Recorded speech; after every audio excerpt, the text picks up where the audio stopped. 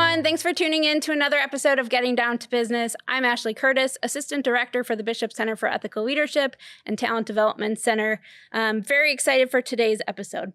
And I'm Jill Brown, Academic and Career Advisor with the Muma College of Business. And today's show focus is going to be all about leadership, specifically new leadership with the Muma College of Business. That's right, Jill. Our guest today is Dr. David Blackwell, Lynn Pippenger Dean for the Muma College of Business and a professor of finance. Prior to joining USF, Dr. Blackwell was at the University of Kentucky as provost and chief academic officer, as well as dean of the Gatton College of Business. I'm guessing you might have to change wardrobe colors. I'm just randomly throwing that out there, right? You had a lot of blue and white, right? Well, cats. No, not necessarily. I think I left it behind. Okay. Anyway, on with the bio stuff. Dr. Blackwell earned a bachelor's degree in economics and has a PhD in finance, both from the University of Tennessee. So, yikes. Yeah. SEC rivals here. We got Tennessee, Kentucky. All right. We'll get into more of this later. Welcome to the show. Thank you very much. Happy to be here. And we are going to kick off with our traditional 5-second game. We're going to ask you a question. Ashley, you have the timer.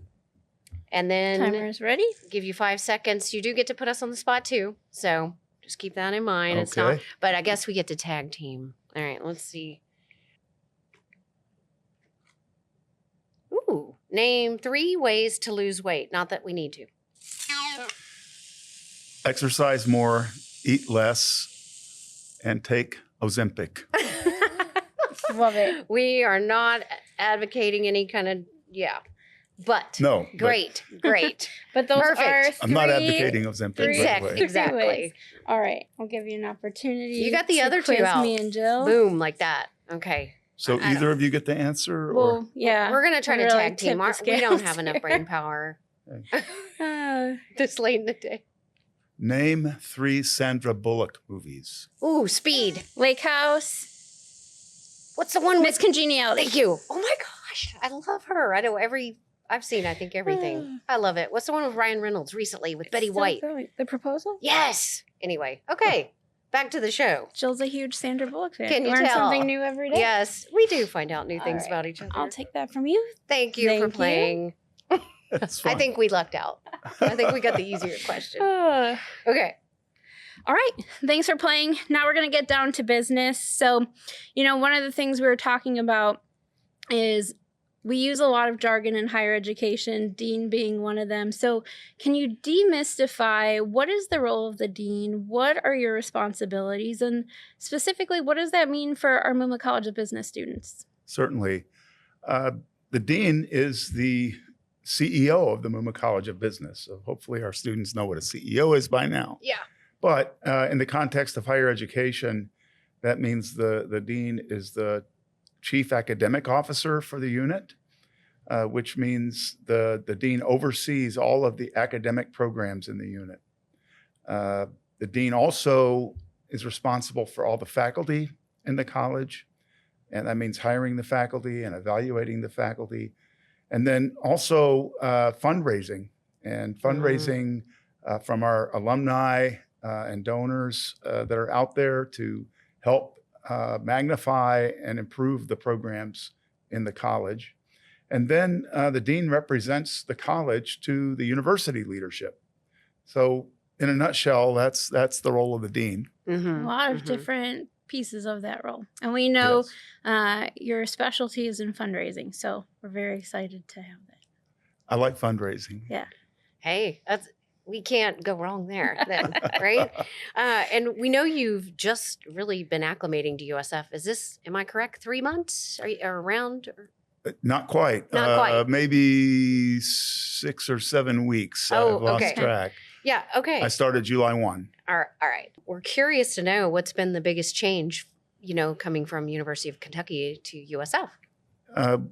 Well, one, USF is much larger than the University of Kentucky. Nice. It's certainly the Muma College is much larger than the college that I came from. So that's a big change, but also the location. So we're in a very vibrant metropolitan area that, in terms of population, is very close to the entire state of Kentucky. But it's in a much more concentrated area, and I see many more opportunities to engage with the business community in this area, and to bring the business community into the college to help our students. Right. And that has been there's been a lot of talk about that. So I'm excited to see we've got a lot of starts already going, a lot of partnerships with, I mean, the Tampa Bay area is huge. And then we have our St. Pete campus too in Sarasota. So each one has unique, and anyway, it's going to be a fun journey for sure. So, And definitely. And I want to emphasize that I'm to lead on all 3 locations. Right. And certainly looking forward to engaging with faculty, staff, students, and alumni at all 3 locations. excellent. That's great. One of the things we were looking at is you have spent a lot of time in both higher education and in the corporate sector. And so we're curious, what do you feel has been your key to success in both of those industries? Yeah, I think the main keys to success are, focus, hard work, accepting challenges, and being confident in approaching challenges. I think that there's a lot of similarities between how one succeeds in either environment. Yeah, I love the accepting challenges, because I think being able to adapt and really embrace those it's just really huge. And confidence also, I think we've talked about this on the podcast before, but students kind of come in and they're, as first time, eager, excited, and then they start going through the coursework and the curriculum, and I think all of a sudden it becomes reality. Hey, I'm going to be looking at a job in the future, and there's going to be these adult responsibilities coming at me, and it starts to get scary, and they come in with this high confidence, and sometimes it goes down. And I see it as I'm talking with students about interviewing, practicing those skills. Anyway, so I'm just curious about what helped you keep a confidence, as you progress through your career, right? Well, it's resilience. You're not always going to succeed, and you're going to learn from your failures. Yeah. 2, it's courage. Yeah. We talked about challenges. I mean, a challenge for many students is thinking about life beyond college. Yeah. And how do I get to a meaningful career? And those things can be daunting. Yeah. And so, I think that it's important for our students, especially, to take advantage of all the support opportunities there are in the Muma College. Yeah, and that kind of leads to one of our other questions, I guess. When we meet with students, we're always asking about their interests, their motivations, and it's always good for students to hear with our new dean, as the new dean, what motivates you? What's driven you in your career? Really, it is to help those around me to succeed. I've always enjoyed helping my peer colleagues, certainly helping those that I'm there to serve. So be it my staff members, my faculty members in the industry world, my direct reports, the students, and I'm there to serve them, to help them succeed, and seeing them succeed and advance is what motivates me. That's why I get up every morning, is to help them. I think you see that across the board with the faculty and staff here at USF. I mean, in a college environment, most of the time that, when you ask people what makes your day, it's the students, it's their success. And we're talking little milestones. Hey, I did pass that summer 6-week class, to I just graduated with honors. I landed my first internship, whatever it might be, that we're here to celebrate those successes with them. So thank you. Yeah, I love that. And celebrating those successes is important. Letting the students know in particular how proud you are of their accomplishments, and praising them at the right time. And I think that gives them confidence for that next step. Yeah. Yes. They don't always have family that have done this or realize how arduous the task is every step of the way, or just some of that support. So it's great that's your motto in a sense, and what has guided your, journey. Yeah. One of the things we talk a lot about on this show is the importance of connecting, students connecting with faculty, with staff, with their fellow peers and networking. And so one of the questions we had for you is, what do you think is a valuable resource that students should take advantage of here in the College of Business?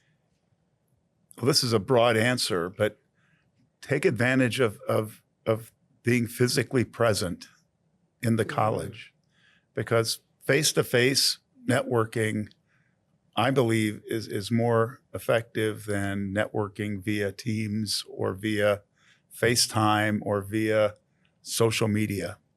I think face-to-face is important, because that is going to be the world that our students live in when they graduate. So be present, and that means taking advantage of being on campus, where you can meet faculty informally, where you can be around the staff members and be around other students. The other thing is experiential opportunities, to take that internship, to study abroad, especially if you've never been abroad before, to take advantage of the resources to support that personal development and development as a business professional beyond the classroom. Yeah, that's important, especially as we think of over the last few years with, the pandemic. Our students have grown up in an online setting where they've been remote. And so now really going outside of that comfort zone of, moving yourself outside of behind the computer and engaging in those events so that you can do those things like networking and getting exposed to those things. I couldn't agree more. And I've seen it in real time through the pandemic and beyond. And there are, several generations of students who, are not accustomed to being around a lot of other people, who are reluctant to speak up in class. And I, it's going to take a while for that to work, to work its way through the current generations of students. But I've seen a lot of students overcome that, attain great success in employment opportunities. And, in my case, and I've mentored several students over the last few years, and I just try to instill in them the confidence and to put them in positions to engage with faculty or with executives. And, just this morning, I asked one of our student workers to go into the boardroom and get something for me. And the boardroom is full of faculty and doctoral students. And that was a rather daunting, a daunting ask for that student. But I did it because I want to build confidence and make them realize that none of us are going to bite. Exactly. I want to, if you don't mind. So you mentioned mentorship, and I'm curious to you, what do you think is important both as a mentor and a mentee when you're building that relationship? So it goes in both directions. The kind of responsibility goes in both directions. But I think that our students need to overcome a reluctance to come to campus and visit a faculty member in their office. Believe it or not, as busy as faculty members are, they want to engage with students face to face. Yeah. And so, don't be cautious about that. Reach out, show up during office hours. The faculty put the office hours out there because they want students to come at that time, and it's efficient. Yeah. And if those times aren't convenient, reach out by email to schedule an appointment. So I think that's the first step, is if you're a student and you're interested in a particular course or a particular topic, and that aligns with your career aspirations, if you know those already, go talk to a faculty member. And more than likely, they're going to enjoy the interaction and they're going to give back in your direction. And a relationship will blossom. And in many cases, those mentoring relationships last for a lifetime. great. Thank you. I'm just still focusing and thinking about being present. And I love that because we haven't had another guest say that. And I just think about sometimes as an academic advisor, students, we're like, you need to take these courses. And they're like, what does that have to do with accounting or something? Right. And I always think, we do workshops, we do training. It's not all exactly our cup of tea, but there's always something you can take away. And being present in that training, in the workshop, in your class, in with a faculty member. And like you said, you never know where that relationship may go. And I don't know, it just opens many doors. So be present. We'll keep going because there's. I agree with be present, by the way. And I forget which comedian said this. I think a comedian said it, but 80% of life is showing up. Wait, I've heard it too, right? We'll have to, somebody, tag in, let us know. Yep. Call us out, please. We mentioned at the beginning of the podcast leadership, right? And one of the goals of our show is to help students build professional skills. And a lot of times, what was the gentleman he called it? It wasn't soft skills. Power skills, which I like better. And you see those on job descriptions, and they're not so much something that you think about from the classroom side. They are learning those skills, but they don't always connect. It's not on a rubric. But we wanted to know your thoughts, on the value. You already mentioned networking, how important that was and the face-to-face aspect of it. But besides that, like teamwork, some of the newer, like creativity and adaptability. What are your thoughts? Well, first, I agree with your characterization that they're not soft skills. They're essential success skills. Right. And power skills, I think, is a good way to frame it. Mm-hmm. It's very important. I mean, at the end of the day, you could have a whole lineup of 4.0 graduates, and they've all proven themselves academically. Right. But the one that's going to get the job is the one that can engage with other people and to exhibit some confidence and exhibit some leadership skills themselves. Yeah. And so those opportunities to learn those skills or to see them modeled or to practice them are essential. Mm-hmm. And so students need to think about that from day one, getting on campus as a first-time student in college to start practicing. You can't start early enough. I think that's always one of our mottos too. Day Start one. early. Yes. It's practice. Practice makes perfect. Yeah. It's again, getting outside of your comfort zone. It's intimidating to maybe go to a career fair or a networking event your first year. But that's where it starts. And you practice. And, by the time you enter your third, fourth year, you're a pro. Yeah, work out the nerves and the kinks in those early years, early times. Go before you need the job. Go before you need that internship. That's right. And practice. And that's what we really try to push are the Muma College of Business events. What were you going to say? Yeah, that's great advice. Yeah.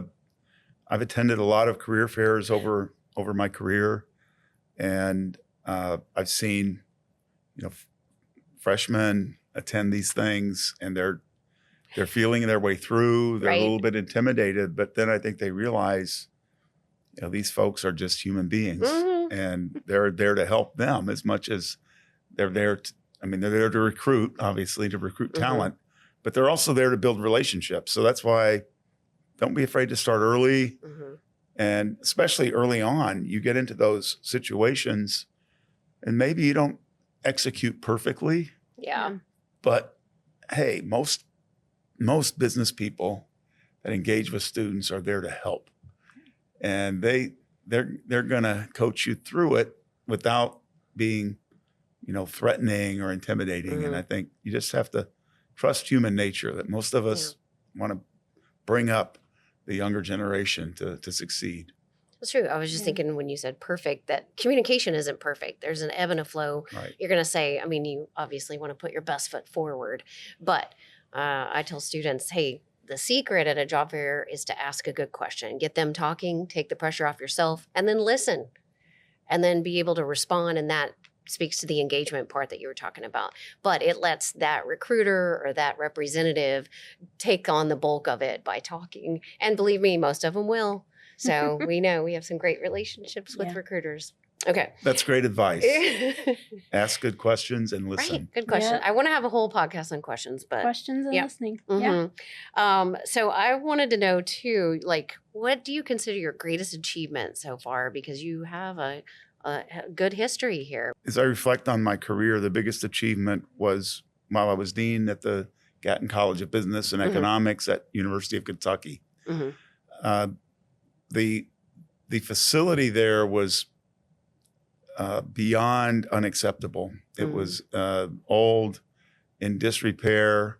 The spaces were not appropriate for networking or teaching. And we raised money privately, $65 million, and built an entirely new facility that's modern, that is striking, Yeah. and it changed the culture. We designed the building to change the culture, and students were then staying in the building instead of just coming to class and going home or going back to the residence hall. Yeah. They were engaging with each other. They were engaging with faculty. We could hold more events. And so the college became literally in real time a living organism every day. And that I said earlier in the podcast about how important it is just to be present, Mm-hmm. physically present. And it just changed the culture overnight when we moved into that building. And I see that as a challenge on the Tampa campus, Yeah. candidly. And I didn't want to say anything. it's fine. Yeah. I mean, we have a beautiful modern facility, here in St. Petersburg, Mhm. and the buildings in Sarasota, Manatee are quite beautiful and facilitate interaction. And now they have the residence hall that will Mhm. bring students to campus.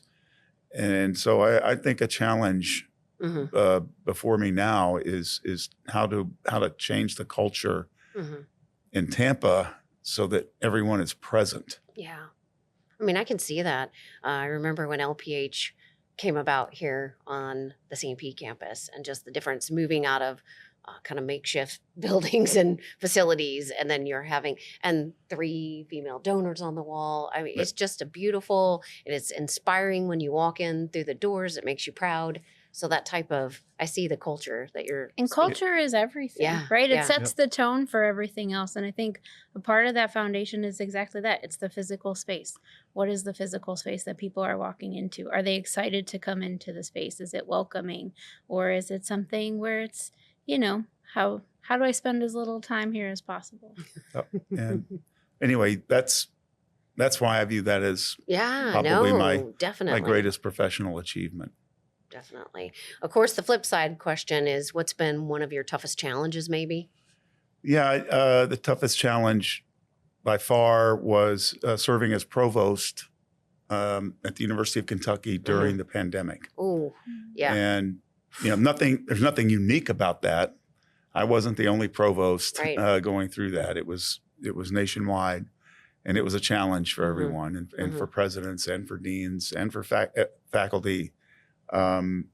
Getting through that without having the progress of those students hindered too much was a great challenge. Yeah. And but we, most of us came through it okay. Yeah. Not perfect, but okay. And it's taught us a lot of lessons. And of course, I don't know. I see us all as resilient and stronger, Because of it. tackling new things. Exactly. I agree with that, because after you've been through that, other things that come up don't seem as daunting, do they? Feels easy. Right. Yeah. Yeah. Well, I'm excited. I feel like you've brought up a lot of great things in this episode, which really makes me excited for your leadership here in the College of Business, for our students as well as our faculty and staff. And so thank you for your time today. I think that concludes our episode. It does. So thanks everyone. Thanks to our folks at Innovative Ed for producing this episode, and stay tuned for another episode of Getting Down to Business.